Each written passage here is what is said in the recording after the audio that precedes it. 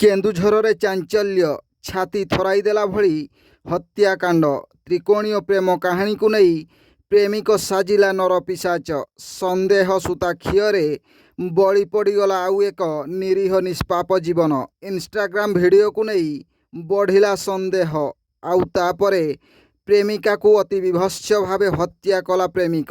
ବଡ଼ବିଲ ଥାନା ଭଦ୍ରାସାହି ପଞ୍ଚାୟତ ଝାଡ଼ ଗାଁର ସଂଗ୍ରାମ ଆଲଦାର ଓ 21 ବର୍ଷୀୟା ଯୁବତୀ ଅନିତା ମହାକୁଡ଼ଙ୍କ ମଧ୍ୟରେ ଗଢ଼ି ଉଠିଥିଲା ପ୍ରେମ ସମ୍ପର୍କ। ଅନ୍ୟ ଜଣେ ଯୁବକଙ୍କ ସହ ଅନିତାଙ୍କର ପ୍ରେମ ସମ୍ପର୍କ ଥିବା ସନ୍ଦେହ କରି ଠିକ୍ 27 ଦିନ ପୂର୍ବରୁ ଅର୍ଥାତ୍ ମେ ମାସ 11 ତାରିଖ ଦିନ ସଂଗ୍ରାମ ଆଲଦାର ଅନିତାଙ୍କୁ ଘରଠାରୁ କିଛି ଦୂରକୁ ଡାକି ନେଇ ଅତି ନିର୍ମମ ଭାବେ ଛୁରୀରେ ଭୁଷି ହତ୍ୟା କରିଥିବା ପୋଲିସ ଆଗରେ ଅଭିଯୁକ୍ତ ସଂଗ୍ରାମ ସ୍ୱୀକାର କରିଛି।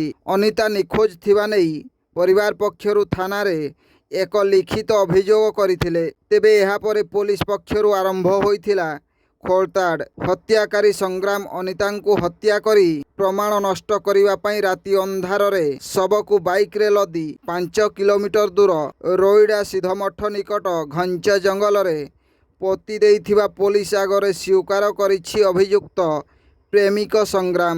ଏନେଇ ବଡ଼ବିଲ ଥାନାରେ ହତ୍ୟା ମାମଲା ରୁଜୁ ହୋଇ ଅଭିଯୁକ୍ତକୁ କୋର୍ଟ ଚାଲାଣ କରାଯାଇଛି।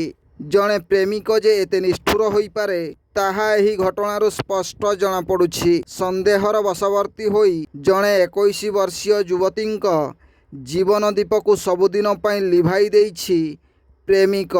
ଏବେ ଅପେକ୍ଷା କେବଳ କୋର୍ଟରେ ଅଭିଯୁକ୍ତକୁ କେବେ ଏବଂ କିଭଳି କଠୋର ଶାସ୍ତି ମିଳୁଛି। Bureau report, Janajagarana Odia. Video ଗୁଡ଼ିକ ଆପଣମାନଙ୍କୁ ଭଲ ଲାଗୁଥିଲେ ଆମ ଚ୍ୟାନେଲକୁ ସବସ୍କ୍ରାଇବ୍ କରିବା ସହ ଲାଇକ୍ ସେୟାର କରିବାକୁ ଭୁଲନ୍ତୁ ନାହିଁ।